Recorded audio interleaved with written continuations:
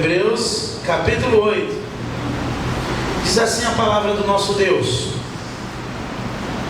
O ponto principal do que estamos dizendo é este: temos um sumo sacerdote que se assentou à direita do trono da majestade no céu, ministro do santuário e do verdadeiro tabernáculo que o Senhor ergueu, não o homem.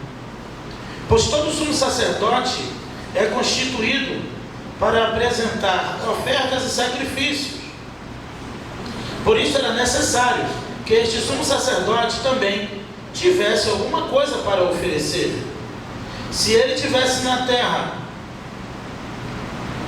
nem seria sacerdote, uma vez que existem os que apresentam ofertas segundo a lei, os quais servem naquilo que é figura e sombra das coisas celestiais. Mas como Moisés... Fecha, Jorge, por favor, a porta. Vou ler de novo, irmãos, no início. Vou ler novamente. O ponto principal do que estamos dizendo é este: temos um sumo sacerdote que se assentou à direita do trono da majestade no céu, ministro do santuário e do verdadeiro tabernáculo que o Senhor ergueu, não o homem. Verso 3: pois todo sumo sacerdote é constituído para apresentar ofertas e sacrifícios. Por isso era necessário que este sumo sacerdote também tivesse alguma coisa a oferecer. Se ele estivesse na terra, nem seria sacerdote, uma vez que existem os que apresentam ofertas segundo a lei, os quais servem naquilo que é figura e sombra das coisas celestiais, como Moisés foi avisado quando estava para construir o tabernáculo, porque ele foi falado: vê, faze conforme o modelo que te foi mostrado no monte. Mas agora, tanto ele alcançou o ministério mais excelente, quanto é mediador de uma aliança melhor, firmado sobre melhores promessas. Pois, se aquela primeira aliança não tivesse defeito, nunca se teria buscado lugar para a segunda. Porque ele diz, repreendendo-os: dias virão, diz o Senhor, em que estabelecerei com a casa de Israel e com a casa de Judá uma nova aliança, não segundo a aliança que fiz com os seus pais no dia em que tomei pela mão direita para tirá-lo da terra do Egito, pois não permaneceram naquela minha aliança, e eu não atentarei para eles, diz o Senhor. Esta é a aliança que farei com a casa de Israel. Depois daqueles dias, diz o Senhor, porei a minha lei na sua mente e escreverei em seu coração, e eu lhes serei Deus, e eles me serão povo. Ninguém terá de ensinar ao seu próximo nem ao seu irmão, dizendo: conhece ao Senhor, porque todos me conhecerão, desde o menor até o maior deles, pois serei misericordioso para com as suas obras más, e não me lembrarei mais dos seus pecados. Ao dizer que esta aliança é nova, ele tornou antiquada a primeira, e o que se torna antiquado envelhece e está perto de desaparecer. Fala conosco, Senhor, através da Tua palavra. Mais uma vez, viemos aqui para orar, falar contigo, ouvir a Tua voz, Senhor. Precisamos, ó Pai, ouvir a Tua voz. Que em nome de Jesus, a Tua palavra encontre um lugar em nossos corações. É isso que eu te peço e já te agradeço. Em nome de Jesus. Amém. O livro, ou a carta aos Hebreus, é uma carta que desde o princípio, toda a introdução de cada capítulo, eu faço questão de ressaltar a ideia do autor, do escritor, que ele tinha em mente quando escreveu, foi apresentar a supremacia de Cristo sobre todos os patriarcas, sobre os seres celestiais, sobre qualquer figura existente ou pré-existente na mente, na mitologia na história judaica, em tudo aquilo que pudesse, de uma certa forma, impactar no conhecimento, na fé, na moral, na conduta do seu público-alvo. Ele apresenta desde o primeiro capítulo que Cristo é superior aos anjos, Cristo é superior a Moisés, Cristo é superior aos sacerdotes, Cristo é superior a Melquisedeque, e agora ele apresenta Cristo superior a uma aliança, um pacto que foi feito pelo próprio Deus. Falamos de alianças, e na Bíblia vamos falar, pelo menos no Antigo Testamento, de algumas alianças bíblicas. E se você não quiser esquecer, depois você volta no canal, assiste, ou você anota hoje as alianças na Bíblia que Deus fez com esses homens, com os patriarcas. A primeira aliança foi a aliança adâmica, a aliança que Deus fez com Adão. Esta noite, o tema central desta mensagem é a superioridade da aliança, da nova aliança em Cristo Jesus, certo? Então a primeira aliança foi a aliança adâmica, a aliança que Deus fez com Adão, daquela também de não comer do fruto proibido, e se comer, certamente morrereis. E o que acontece?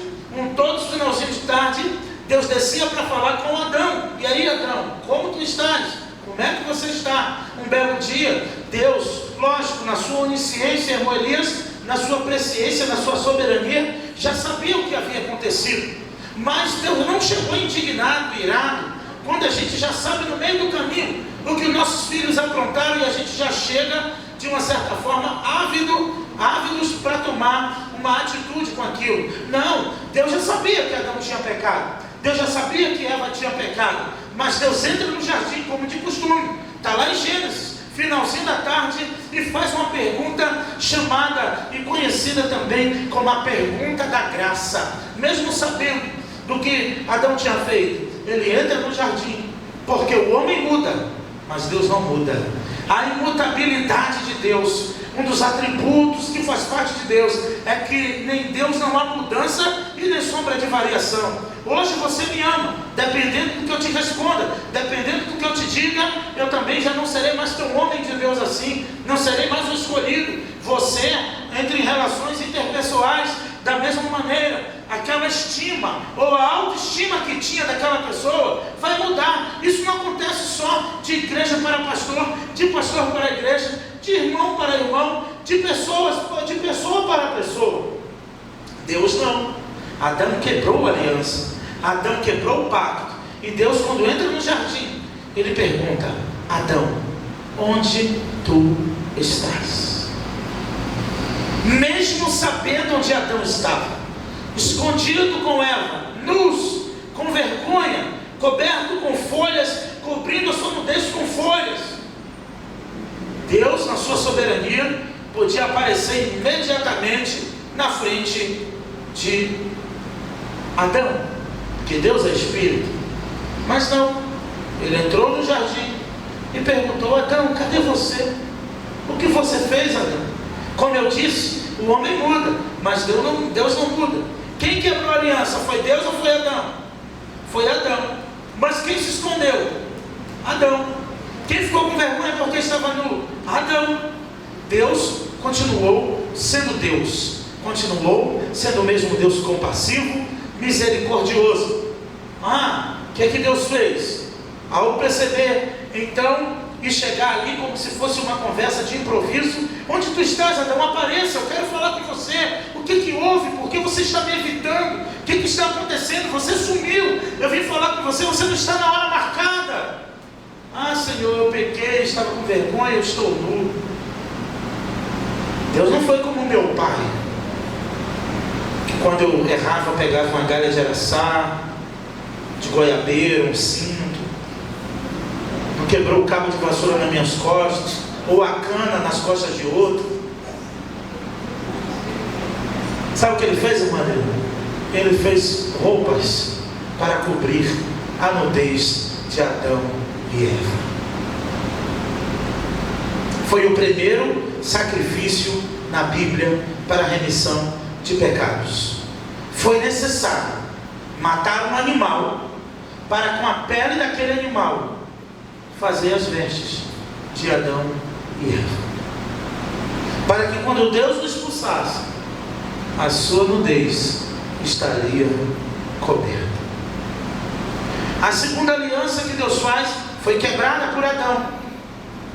A segunda aliança se chama aliança noética. Deus fez um pacto com Noé. Deus fez uma aliança. Só vai escapar tu e a tua família.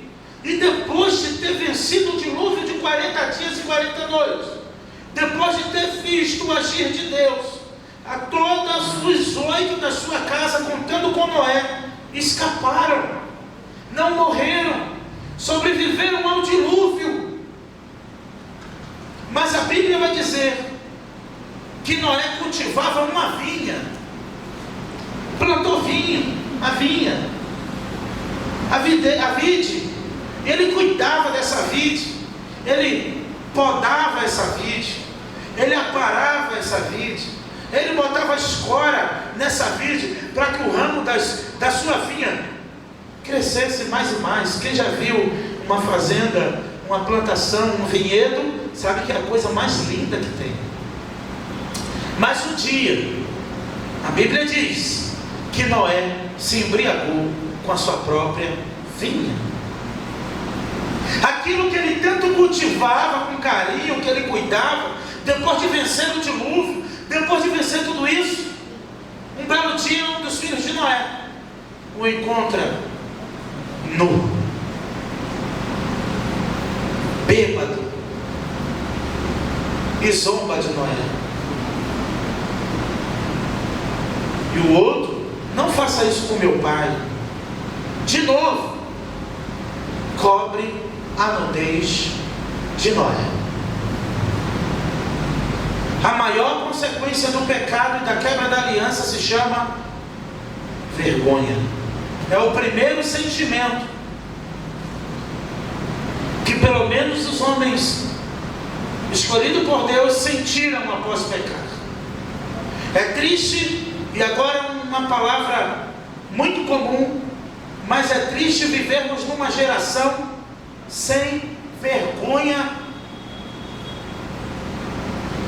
que não tem nem mais vergonha dos seus pecados, que não tem vergonha dos seus atos. E cá para nós ainda tem advogado. Eu me refiro aos nossos. Não esquenta não, estou contigo.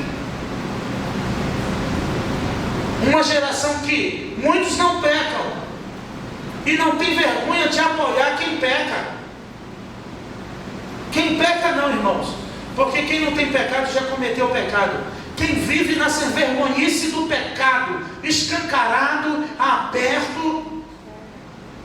E é triste ver mesquitas, igrejas choupanas caindo no mesmo pecado de tolerar o espírito de Jezabel. É o espírito do erro que opera nos filhos da desobediência. Não só basta você não quebrar aliança. Cuidado, para que você não esteja apoiando quem está se fazendo inimigo de Deus. Responda por você. Um conselho que eu te dou: responda por você diante de Deus.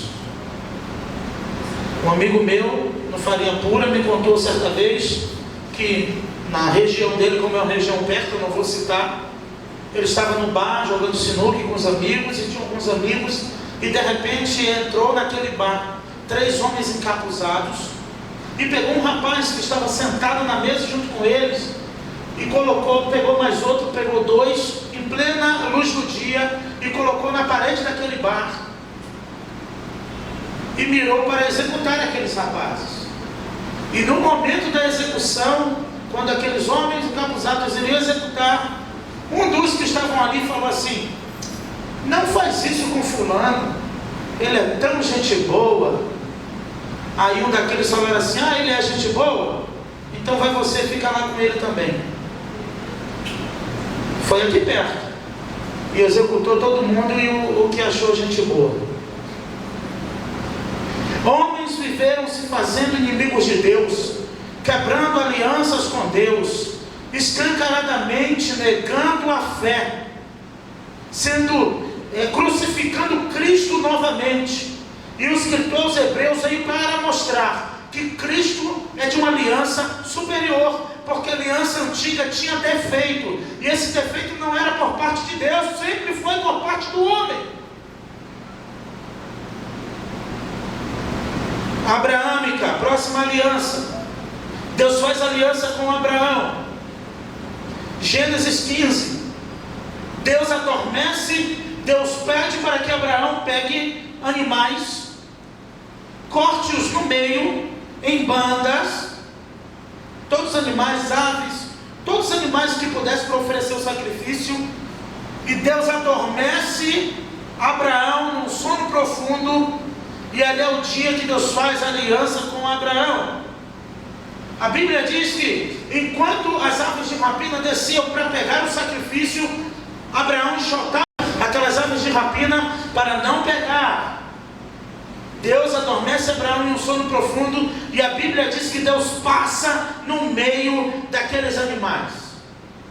Por quê? Porque consumiram-se as duas bandas do sacrifício, simbolizando que Abraão não tinha parte, não tinha força, não tinha capacidade de fazer uma aliança com Deus.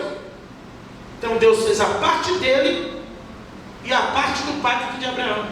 Amém. E Deus passa no meio do sacrifício. Quando Abraão acorda, Deus conversa com Abraão.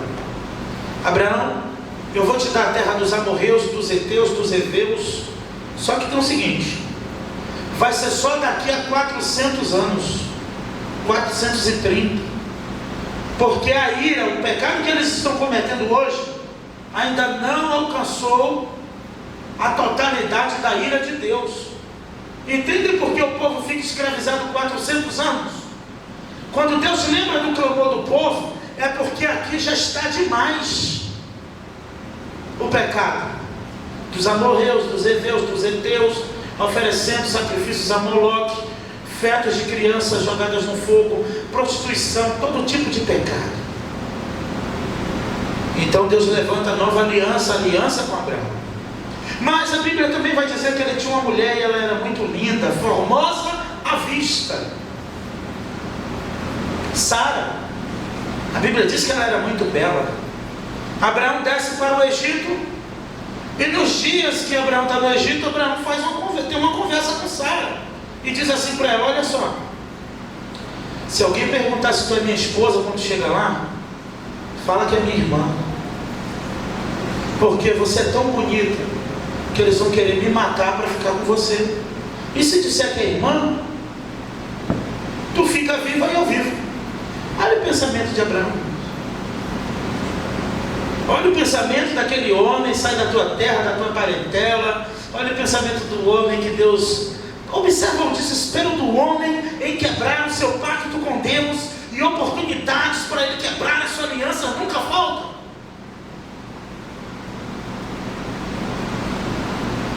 Então, já que é irmã, o rei se interessa.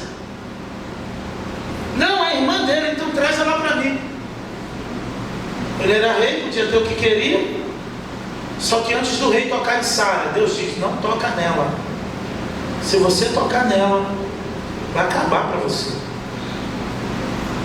Os deuses lá avisaram para ele que ela era a mulher de Abraão. Manda chamar Abraão: vem cá, por que você mentiu? Olha o patriarca sendo envergonhado na terra do inimigo. Por que você mentiu? Não, eu tive medo de morrer. Quer dizer, Abraão achava que se ele morresse, acabou o projeto de Deus, o plano de Deus, ia morrer em Abraão. Então ele sacrificou a esposa para ele continuar vivo. Porque o mais importante na aliança, Abraão achava que era ele, mas nunca foi ele, sempre foi Deus. O mais importante em tudo na aliança.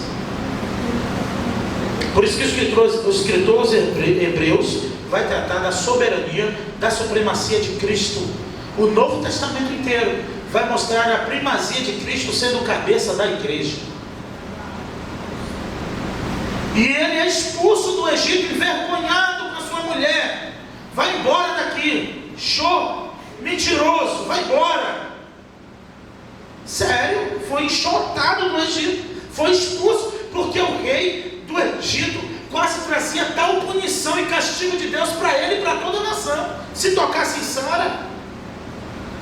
Mas cadê que para mentir ele foi consultar a Deus? Para adulterar ninguém vai consultar a Deus, para roubar, para mentir, para enganar, só vai orar a Deus para pedir cura, milagre, mas ninguém consulta a Deus. Eu minto ou não minto? Eu adultero ou não? Porque já sabe qual é a resposta de Deus.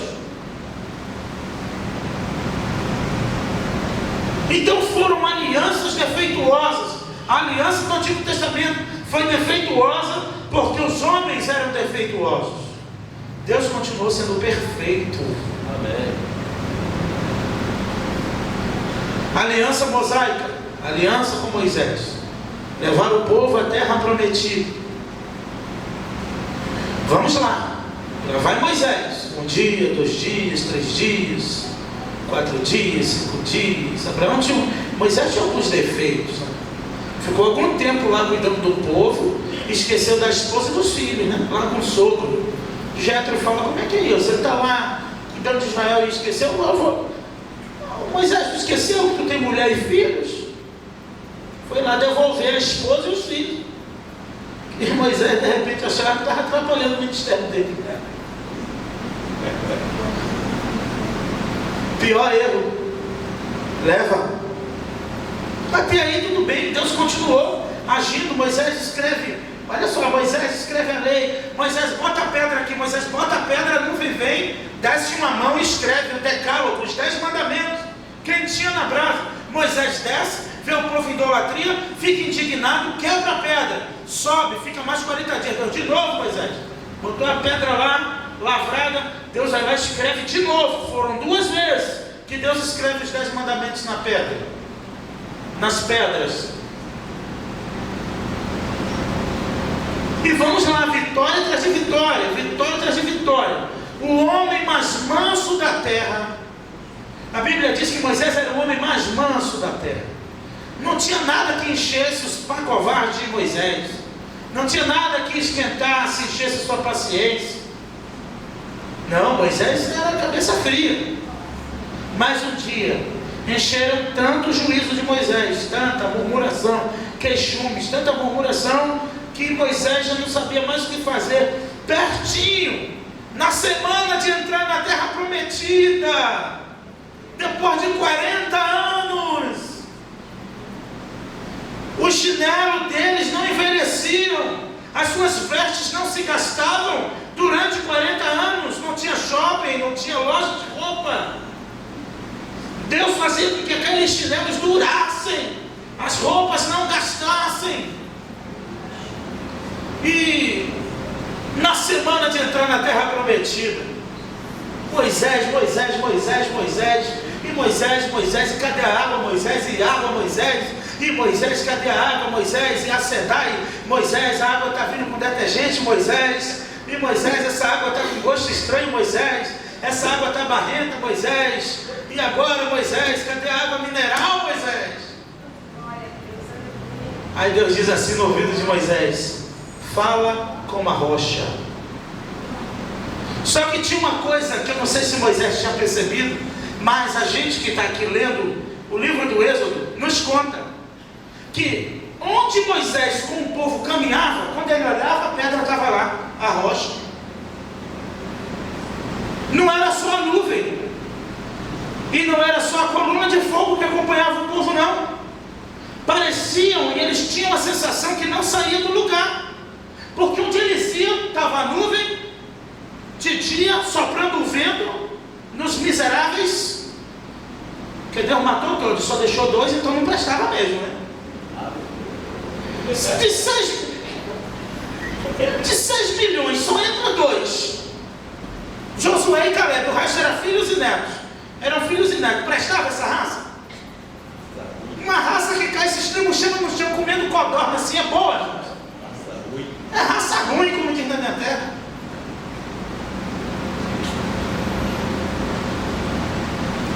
Vai Moisés, vai Moisés, vai Moisés. Não percebiam que onde eles iam, A rocha acompanhava. Toca na rocha, Moisés. Moisés pega o cajado e... Vocês não querem água? Bate na rocha.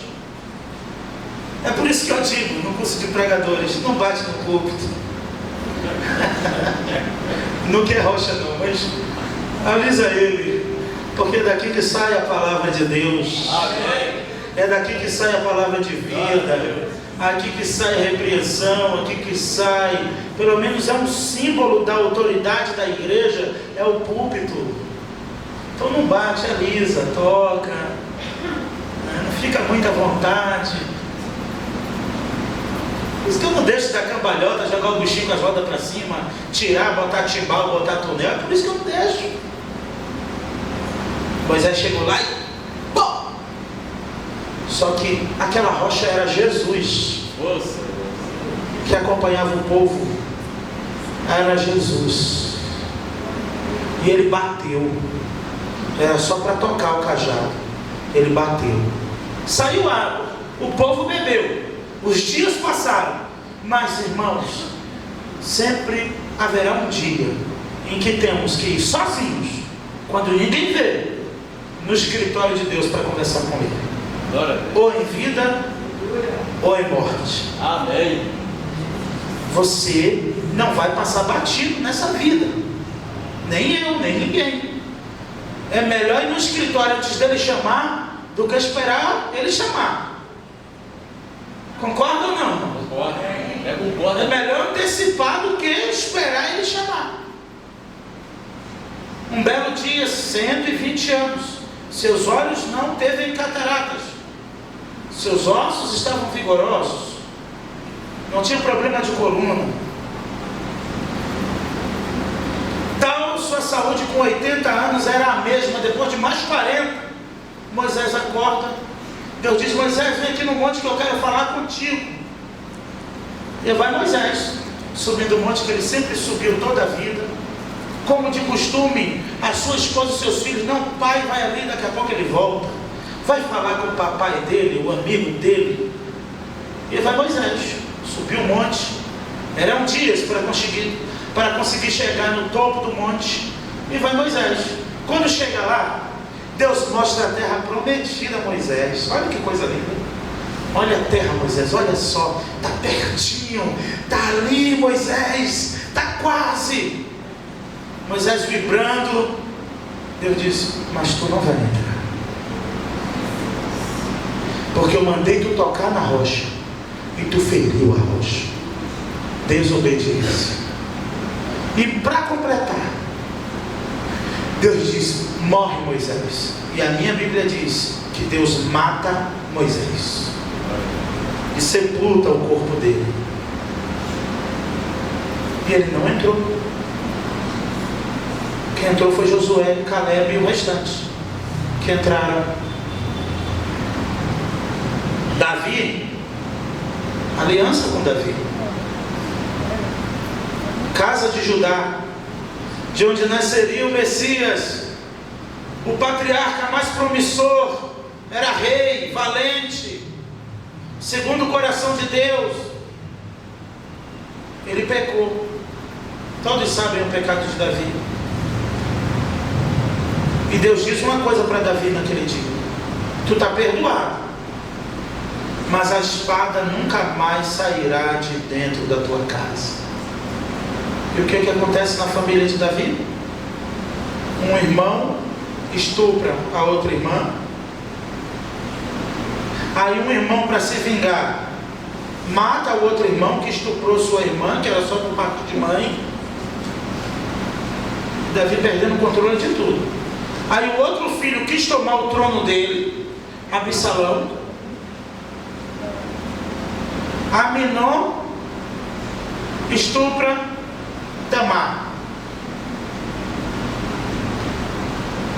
Adonias mata Aminon na emboscada, que era irmão de Absalão. Absalão quer tomar o lugar do rei. Absalão morre também.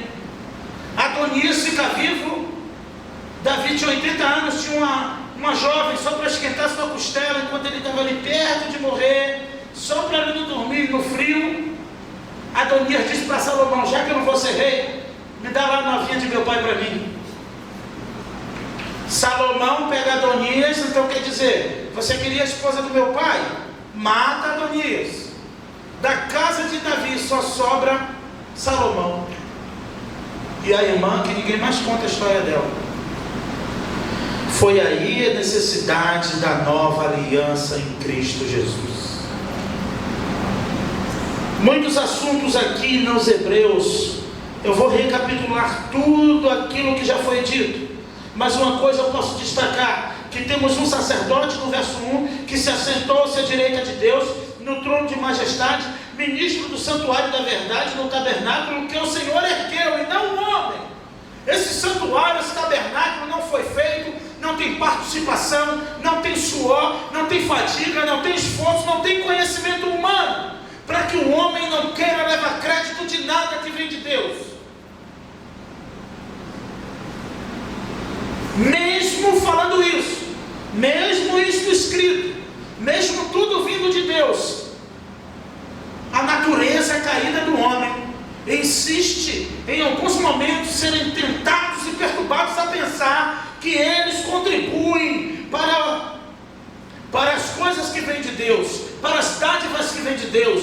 Eu me refiro a uma aliança espiritual, a um pacto que não tem nada a ver com você, tem a ver com um Deus imutável, tem a ver com um Deus soberano, tem a ver com um Deus que está sentado no trono em majestade, um trono que não foi erguido por homens, mas erguido por Deus. Precisamos entender e pensar sobre a supremacia de Cristo. Ele não precisou, como os outros sacerdotes, como diz no verso 3, apresentar nada, um sacrifício sobre si. Ele não precisou de nada disso, porque ele é soberano. Olha o verso 5: aos que servem naquilo que é a figura e sombra das coisas celestiais, como Moisés foi avisado quando estava para construir o tabernáculo, que ele foi falado: vê e faz conforme o mandamento, o modelo que te mostro no monte, que te foi mostrado no monte. Esse modelo Moisés seguiu à risca, o modelo que foi mostrado no monte. Mas Moisés sabia de uma coisa, que aquele tabernáculo, aquela tenda que todos os dias os levitas montavam e desmontavam, seriam passageiros. Aquele tabernáculo seria tabernáculo eterno. Por isso que o Evangelho de João vai dizer: e o verbo se fez carne. E no original não vai estar e habitou, vai dizer e tabernaculou entre nós. Ele montou uma tenda fixa no meio da humanidade, que não tem como mais ficar armando e desarmando, que não tem nada a ver com o suor humano, mas tem a ver com o sangue de Jesus. Mas agora, tanto ele alcançou, verso 6, um ministério mais excelente, que ele é mediador, quanto da aliança, que ele é mediador, quanto é mediador de uma aliança melhor, firmada sobre melhores promessas. Porque a promessa da primeira aliança é de uma terra prometida, que mana leite e mel, que tinha frutos, que tinha terra, que tinha terreno, que tinha espaço para construir. Mas a promessa de Jesus era muito maior, ela é muito superior. Está lá no Evangelho de João, no capítulo 14. Não se turbe o vosso coração, credes em Deus, creiam também em mim. Na casa de meu pai há muitas moradas. Se não fosse assim, eu vos teria dito: vou preparar-vos lugar, e eu irei preparar lugar, e voltarei para vos buscar para mim. Para onde quer que eu esteja, estejais vós também. Não é passageiro, mas são moradas eternas. Quando dizemos, irmãos, quando pregamos que vamos morar no céu, que somos cidadãos dos céus, isso é uma promessa de Jesus para o seu povo. Essa é a promessa da nova aliança. A promessa da nova aliança é a eternidade. Não é casa própria, não é carro do ano, não é prosperidade, não é micro, média ou mega empresa.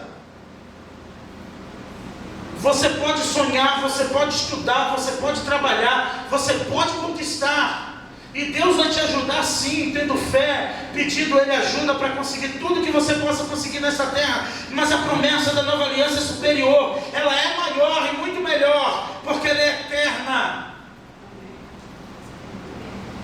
E Se Apocalipse não me engana, as ruas vão ser de ouro.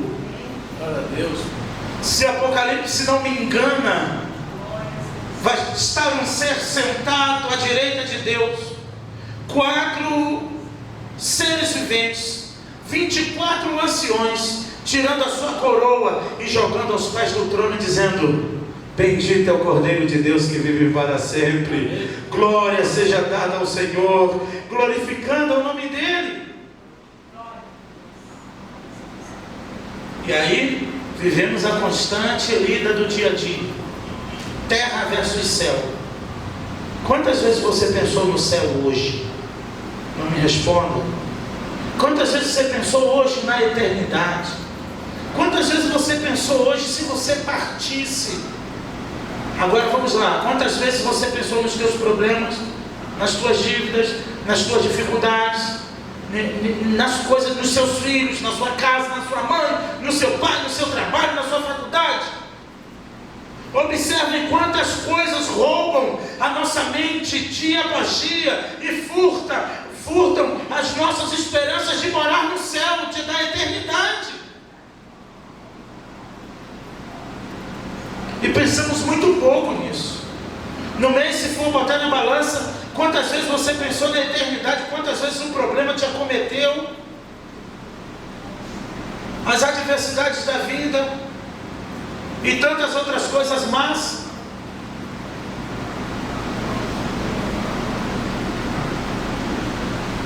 A ansiedade é a maior responsável. É um pecado que rouba toda a nossa esperança da eternidade. Porque a ansiedade só nos prende às coisas da terra. Por isso, eu já repeti isso várias vezes, eu não sou melhor do que ninguém. Eu também sinto ansiedade. Mas quando eu percebo que eu estou atribulado além da conta, que eu estou aflito além do necessário, eu oro.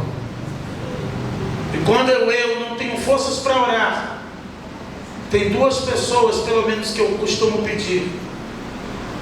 Às vezes eu paro e digo para minha esposa: ora por mim. O que foi? Eu estou muito ansioso. Filha, ora pelo papai. Ela às vezes nem sabe por que está orando. Ela ora. Devemos perceber quando tudo aquilo que tenta roubar a nossa esperança das coisas de Deus, da supremacia de Cristo, da soberania de Deus, das coisas celestes, precisamos lembrar que somos irmãos e fazemos parte agora. Graças a Deus que não sou da época de Moisés. Graças a Deus que não somos da época de Abraão, de Isaac, de Jacó, seja quem fosse. Eu não queria viver nesses dias não, irmão. Graças a Deus que eu vivo no século 21, nos dias de hoje, porque eu faço parte da nova aliança e você também. Amém. Eles estavam presos numa aliança, numa terra prometida, e nós estamos presos numa aliança de queremos morar com Deus. Morar no céu. Porque Ele diz, repreendemos: dias virão, diz o Senhor, em que estabelecerei com a casa de Israel e com a casa de Judá uma nova aliança. Preste atenção nisso. Uma nova aliança.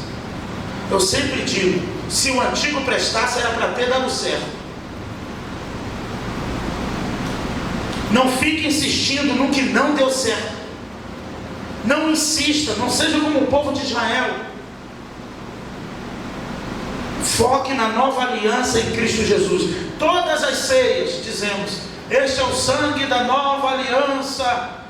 Fazer isso todas as vezes que beberdes em memória de mim.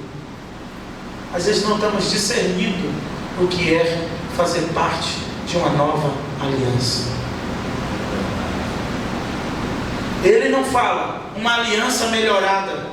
Ele não fala uma aliança polida. Ele não fala uma aliança recalchutada. Não. Ele fala: dias virão em que eu farei uma nova aliança. Eu vou jogar essa aliança que eu fiz com esse povo fora. Não valeu de nada. Só eu sou fiel. Só eu abençoo. Só eu sou Deus nesse negócio. Eu vou fazer uma aliança com Israel. Porque se outra parte da aliança, quem vai pagar é o meu filho. Aí Efésios diz: pela graça sois salvos, mediante a fé. Isso não vem de vocês não, é dom de Deus, não pelas obras, para que ninguém se glorie. Porque a outra parte da aliança, o pacto, o sangue que precisava para estabelecer o pacto, não foi de animais, não foram de animais, como lá com Abraão em Gênesis 15, mas foi com o sangue do seu Filho Jesus Cristo que o pacto foi firmado. Esta aliança nunca será quebrada, nem pelos meus, nem pelos seus pecados, nem por aquilo que somos, ou pelo aquilo que deveremos ou iremos ser. Essa aliança é só para os fiéis. Essa aliança é só para quem crer. Esta aliança é só para quem confessar a Jesus Cristo como seu único e suficiente Salvador. Mas mais nada, pastor. Depois do que Abraão sofreu, Adão sofreu, Noé sofreu, Moisés sofreu, Davi sofreu, na nova aliança eu só preciso crer no Filho de Deus, porque o resto do pacto Ele já pagou. Então, se com tua boca tu confessar e crer no teu coração que Jesus Cristo é o Filho de Deus, a Bíblia diz: serás salvo. Aí os judaizantes entram em crise. Que evangelho é esse que Paulo está pregando? A gente circuncida no 8º dia, a gente guarda o sábado, a gente não come certos animais, a gente tem muita coisa, vai na sinagoga aos sábados, decoramos 570 partes da Torá, a gente lê aos sábados o rolo de Moisés, de Ezequiel, o Pentateuco, Ezequiel, Jeremias, Isaías e Salmos. E Paulo diz que é só falar e crer? Não foi Paulo que falou não, irmão. Foi Jesus. Paulo só confirmou o que Jesus falou. Quando Jesus disse: creiam em Deus e creiam em mim. Jesus não falou que para morar nesta morada e deu uma lista de comportamentos. Ele só disse assim: creiam em mim, que se você crer em mim, quando eu voltar, vai ter uma casa, um apartamento para você. Porque se você crer, você vai querer andar como Ele andou. Se você crer, as coisas que Ele abomina, você deve no mínimo abominar. Se Ele crer, você não vai rir das coisas que Deus odeia, porque você crê em Deus. Se você crer, você não vai compactuar com o que Deus condena. Então o crer já lhe dá uma série de obrigações, a partir do momento em que dizemos que cremos.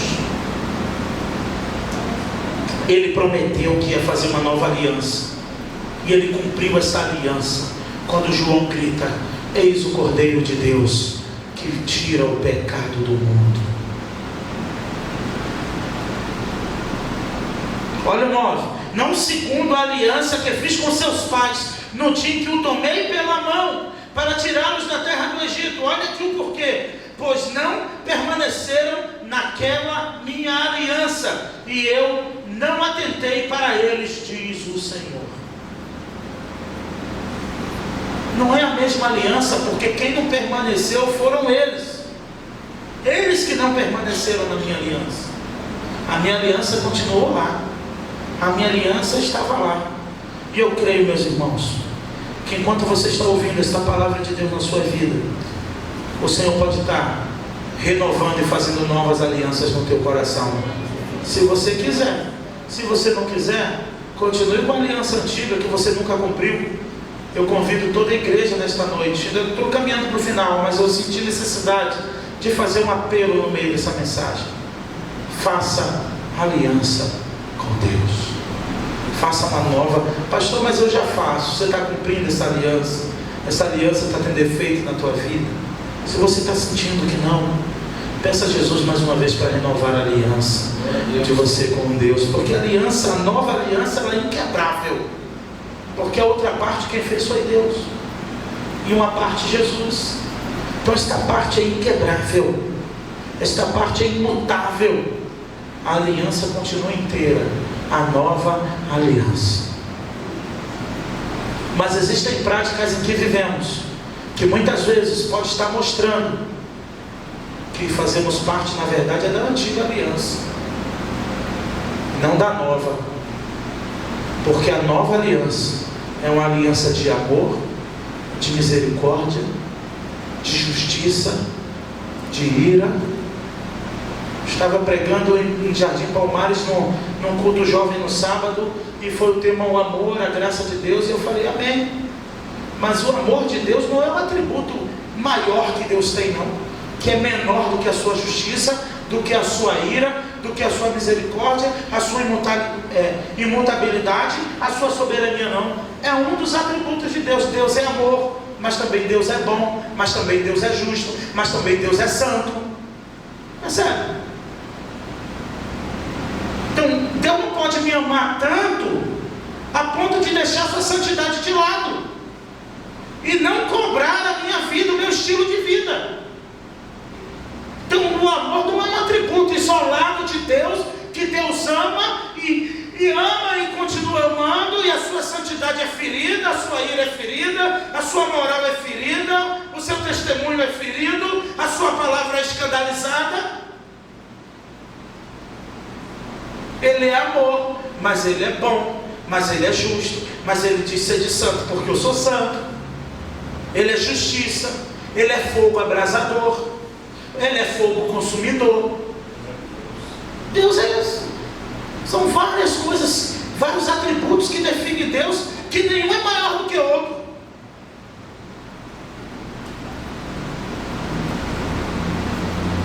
E caminhando agora, esta aliança, verso 10, e vamos finalizar. Esta é a aliança que eu farei com a casa de Israel.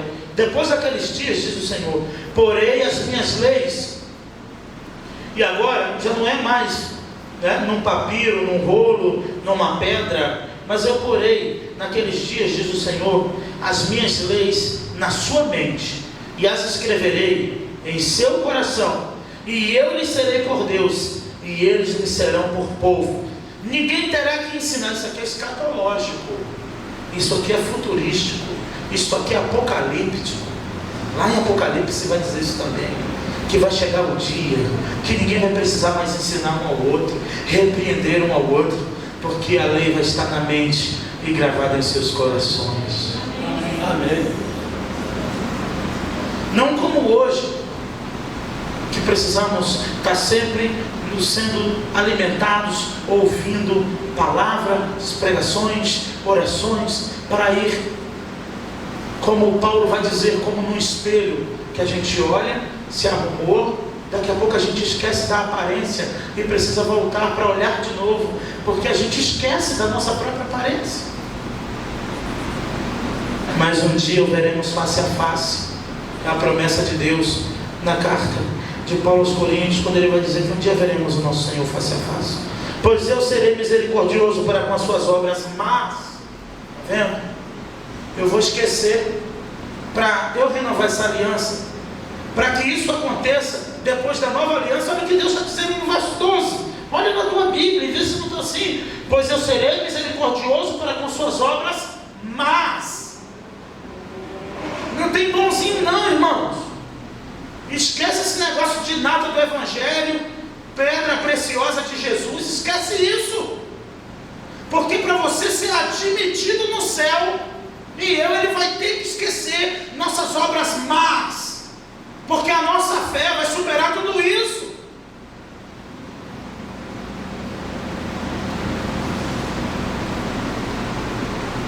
Eu naquele dia, para que isso aconteça, a minha lei na sua mente e as minhas palavras em seus corações, eu vou fazer o seguinte, olha o que Deus está dizendo, apocalíptico, futurístico, eu serei, ele não diz eu sou, mas eu serei mais, eu serei misericordioso, não me lembrarei mais dos seus pecados, ao dizer que esta aliança é nova, ela tornou antiquada a primeira, e o que torna antiquado envelhece e está perto de desaparecer. Que a nova aliança feita com o sangue do Filho de Deus nos torne dignos de que um dia Deus tenha misericórdia de todas as nossas obras más. Porque Apocalipse 20 vai dizer que todos nós, os vivos e os mortos, compareceremos diante do grande trono branco.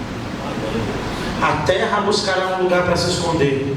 Os céus e a terra tentarão se esconder do grande trono branco, Apocalipse 20. Mas não vai ter como. Todos nós seremos julgados. Todos. Porém, uns absolvidos pela nova aliança e outros condenados ao fogo do inferno. Mas nenhum de nós, por mais piedoso que sejamos, escaparemos do juízo de Deus. A única diferença é que uns serão absorvidos e outros condenados. Como eu creio que todos que estão aqui vão morar no céu, eu creio que todos esses rostinhos aqui eu vou ver lá no céu, porque eu creio que eu vou para o céu também. Amém, irmãos? Amém? Creia também que o que a gente vai fazer, isso é apenas crer, não suas obras, porque tuas obras são más, não tem obra boa. E se fazemos algo de bom, é porque o Espírito Santo de Deus que habita em nós nos impulsiona a agir e fazer. Se coloque de pé e vamos orar, agradecendo a Deus por mais uma vez. E a aliança que não foi quebrada, a única aliança de todas as alianças, adâmica, noética, abraâmica, mosaica, davídica, mas a única aliança que não quebrou foi a nova aliança feita no sangue do Filho de Deus. Se apegue nessas promessas, se apegue nessa aliança, que ela é maior, ela é superior, e só te garante uma coisa, não te garante muitas coisas não, só te garante uma coisa: se para você for suficiente, você diz amém, se não for, amém também. Só te garante a eternidade para sempre do lado de Cristo Jesus. Amém. Amém.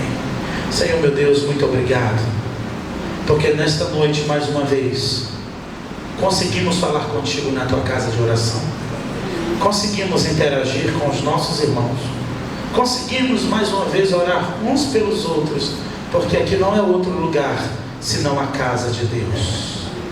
Conseguimos te adorar, conseguimos falar contigo, mas também conseguimos ouvir a tua voz através da tua santa palavra.